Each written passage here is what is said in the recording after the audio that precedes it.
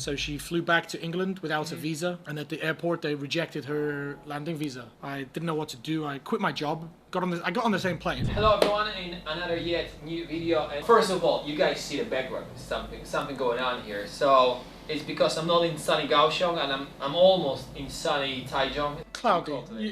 Cloudy, but not rainy. Yeah. That's why we're in Taichung and we are interviewing probably the most famous person after David Beckham, then Queen, then we have Alan in Taiwan. He's the most famous uncle and the most famous Englishman, right?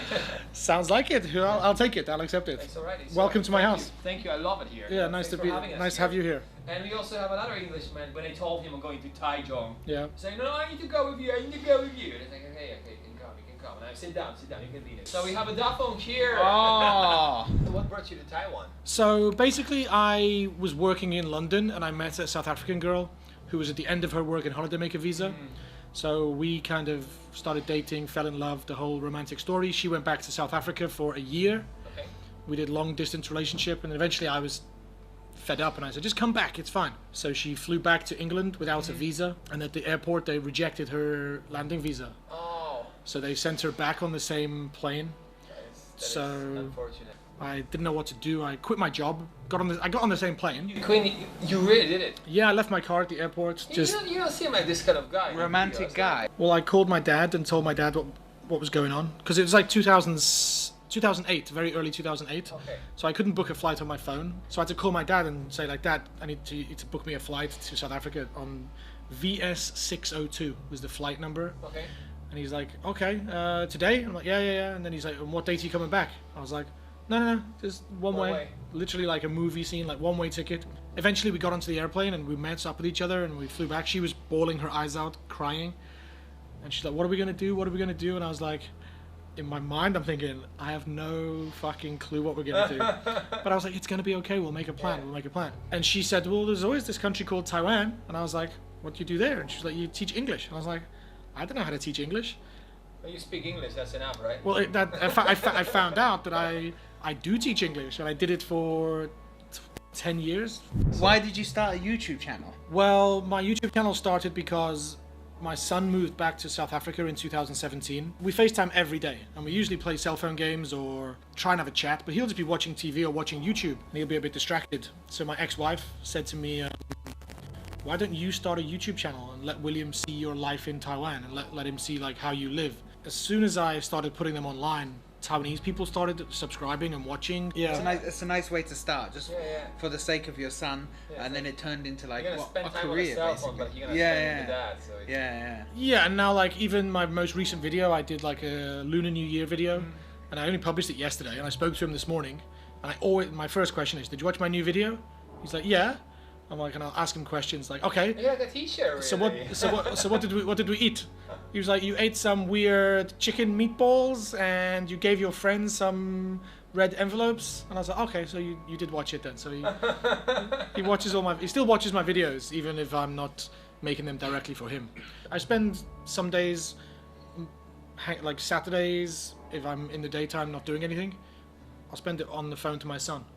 Like maybe for an hour we don't even talk. I can hear him playing his games, he can hear me typing away on my computer, and then he'll mention something like, Daddy, can we get Uber Eats? And I'll be like, yeah, let's get Uber Eats. I'll arrange for Uber Eats to be delivered in South Africa to them. They have Uber Eats in South Africa? Yeah, they've got everything. They've got electricity, they've got roads and tarmac, they've got... So when you move in here with your wife, who is actually a foreigner, like both of you are foreigners, so yeah. You know what most of the like Taiwanese and foreigners, they actually, they get, they find like a couple, they create a couple with somebody who's local. Okay, so yeah. like for me or for Dafong, it's pretty much easier because if I don't understand something going on, then it's like, okay, there's your girlfriend, there's your wife, who's gonna explain you. Yeah. But if two foreigners move into Taiwan, it's a completely different story. Like the blind leading the blind. Yeah. Yeah, you could say that, but it's also more adventurous. Yeah. Like we came to Taiwan in 2008.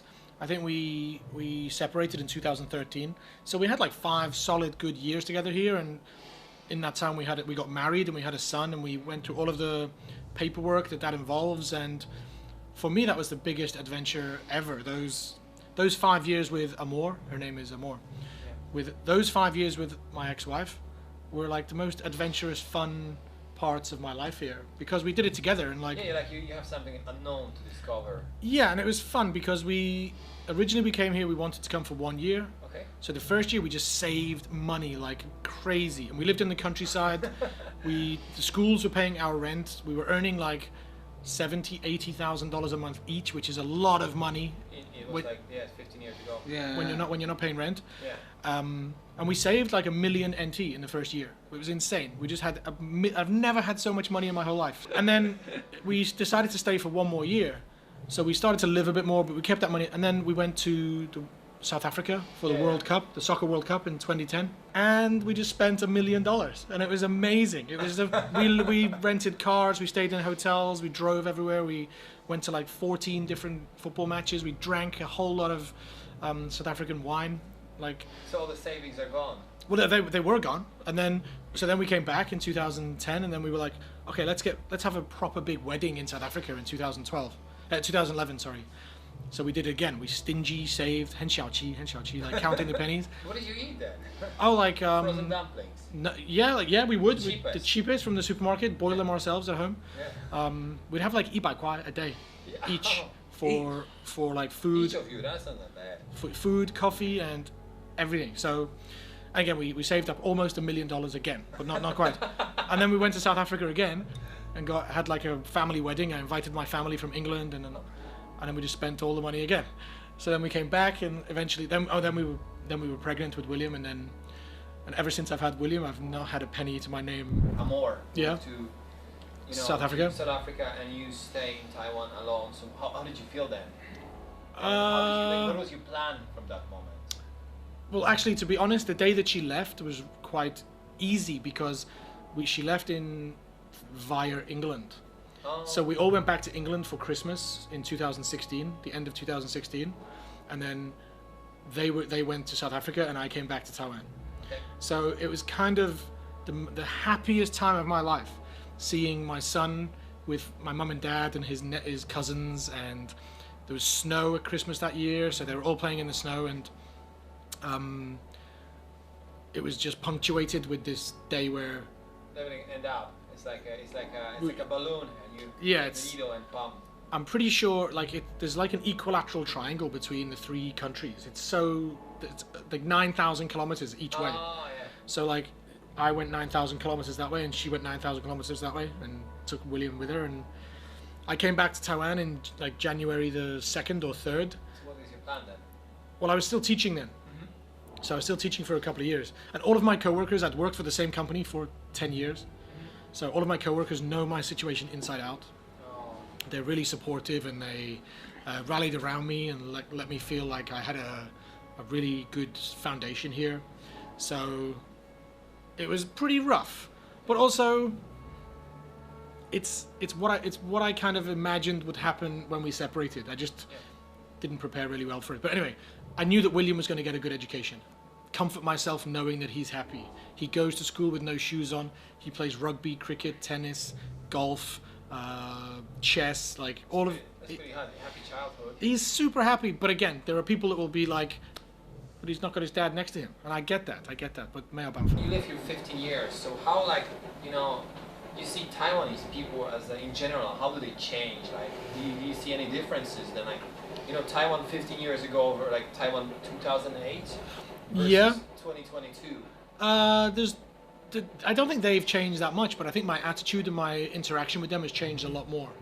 Like, I lived like in a bubble for 10 years, I would say, when I was an English teacher. I lived in the countryside. Like I said, I experienced a lot of things with my ex-wife for 5 years. Then for 5 years, I focused on being a teacher, like trying to help my school build up its reputation. Only over the past few years, since becoming a YouTuber, have I really dove into Taiwanese culture. You have like an opportunity to really get into it. Just being friends with more people. Yeah. So meeting this Taiwanese girl in a bar, and she says, oh, my friends are going to this KTV, so I go to this KTV with this group of guys and girls together. I get to see them interact in their bubble as an outsider. Whereas sometimes in the past it would be me and my foreign friends going to a foreign bar and having with a Taiwanese person in the bubble. But now I'm the person in the bubble, so I get to see like They're incredibly fun, relaxed, happy people in their own safety zone. Yeah. But outside of that safety zone is a different... Very shy. Yeah, more reserved, like more introverted. They don't show too much feelings outside. Yeah. So it's very interesting because, you know, like most people come to Taiwan and they have their single life here. Okay, yeah. They experience everything, right? Yeah. And you know, they find a girlfriend or a boyfriend, and they get married, they have kids, and they stuck in their comfort zone. Mm-hmm. That's like 90% situations, and you are the opposite. Yeah, I've lived my life in reverse, basically. Yeah. You live here like as a couple, like then your son was born. Yeah. So you're very like, and then boom, you're like a single guy now. After 10 years in Taiwan, right? 差不多, yeah. So yeah, like and I get judged a lot for it. A lot of people will say that I'm living my life irresponsibly, or I do what I want. Like I'm responsible to my son. I earn enough money to pay for everything that I need to pay for him, and when he's old enough, he'll come to Taiwan, we'll travel around the world together. I'll have money for that and give him like great experiences when he's old enough to do so. He comes to Taiwan, where are you gonna take him first? We'll do a full Huandao. Like there's no question what will happen. Like we'll get in the car, we'll drive. You're gonna find that car in the parking that you left 6 months ago. Yeah. Or I'll rent a car. Like I got enough money to rent a car at least for 3 days. I think I can afford it. Taiwan is the most expensive rental in the world. Yeah, I did notice it's expensive renting cars here. You know, guys, it's the most expensive rental in the world. You know how much it is per day to rent a car? Write a comment below. All these now? He's 9. 9. Yeah. I've got stars. I got 7 stars. I was gonna get stars every year he had a birthday. So every year he's born, I'm gonna get a new star tattoo somewhere on my body, because I think it'll be fun when I bring a girl home and she'll be like, "Oh God, when you've got 7, 8, 9," and then I'll be like, "Okay, my son is 24. Find the rest." Thank you very much. That was a great visit here in Taipei. Pleasure. So far. Always nice to have a chat with new friends. Yeah, we're gonna make it again, definitely. For sure. It's not that far, and so thank you for watching the video. I hope you love it, and make sure you subscribe to Inguo Susu channel, because he is the most famous person from England here for sure. In Taiwan. And if not, you can make it, right? If you subscribe, you ask your uncle, you ask your cousin, and a cousin's cousin, everybody subscribe.